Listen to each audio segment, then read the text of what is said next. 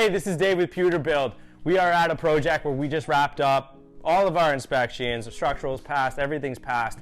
And as you can see, there are no walls left behind me. The clients wanted to remove pretty much 3/4 of the walls on the main floor, and we got it done. We put a 2,000-pound beam in here, packed with lumber on both sides, taking the total weight to close to 2,400 pounds. So you'll see the LVL beams tying into the steel beams. We have one connection point there and one connection point there. And all of the floor systems up top are being picked up by this one huge steel beam. So pretty substantial loads that need to be dealt with appropriately. So we had to increase the footing size on this one post off to the side here. In this case, we had this massive steel beam and all of that load land on top of our door. So we had to transfer the load around the door from that C-channel that's hidden behind that fiberglass insulation and then down the two posts down to the foundation. Over here, we have a fireplace that's gonna be going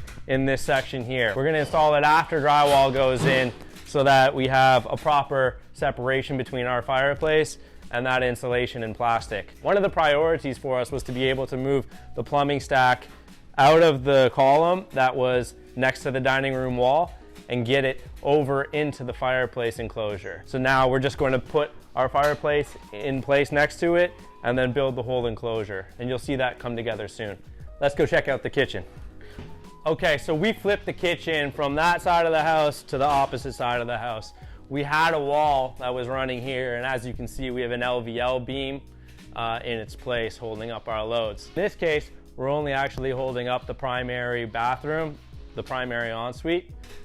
So not too much of a load requirement here. But the challenge is we have a wall of cabinetry across there. We have a big long wall of cabinetry across here.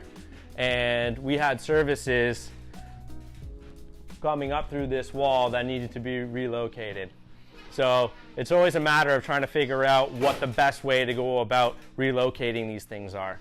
And in this case, it took some reworking of the kitchen design to be able to allocate space for the services to move. So you'll see over here, we have our plumbing stack coming across the ceiling below our beam and then tucked neatly into this cavity.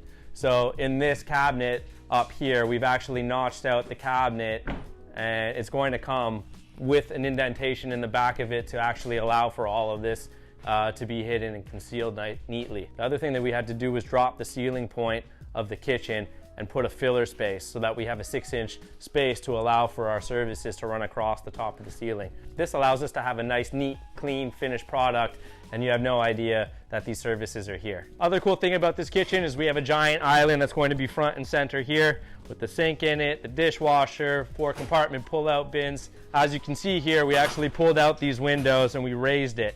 So these are going to be our new windows, and we're gonna have countertop here. We have 2 beverage centers, coffee bar, and this is gonna be a great feature for the house. Window lead times are still a pain for us right now. So what we've actually done for this client while we wait for the new windows to come in is closed in the windows, insulated them, vapor barriered them, and they're actually sticking out a little bit further. So we're gonna drywall up to it, and then we're just gonna put a clean board over top of them so that the comfort and the livability of the house isn't going to be impacted while we wait for these windows to eventually come in. One other thing, a lot of times it's a lot more efficient to actually add another panel in the house. In this case, our main electrical panel is the opposite corner of the house, and most of the circuits are being redone in the kitchen. So what we actually did here was put a new electrical panel in the laundry room. It's just going to be hidden behind a picture, but it allows us to have much shorter runs, and copper's expensive nowadays, so the wire's expensive, and the shorter you can make those runs, the more cost effective the project's going to be. Now let's go talk staircases. So I hope you like the new railing. We, in this project in particular, ended up actually removing both staircases, top and bottom, because the aesthetic here, a lot more contemporary, sharp, clean lines. So the old curved staircases had to go. In this case, we didn't want to have a post coming down the center here holding up this landing. So this bottom staircase has a specialized stringer that comes up and across. So this is acting as our beam, and this lower staircase is actually holding the landing and this upper staircase. As you can see, the guys are throwing up some resilient channel right now. So the way that resilient channel works is it is this little U-shaped section and this tab. So we actually screw through into the tab and this U-shaped section floats. So if there's imperfections in the ceiling, the drywall is hanging off of this section and this is able to flex and absorb any of those imperfections. The other thing it's going to do is absorb sound.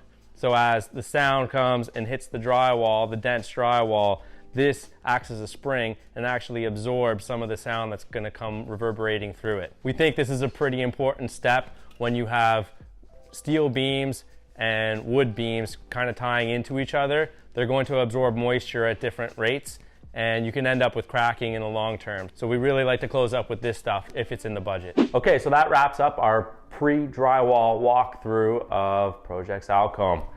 This is a new format for us and something that we're going to start doing more of. Our intention here is to educate and show everybody the complexities of residential construction.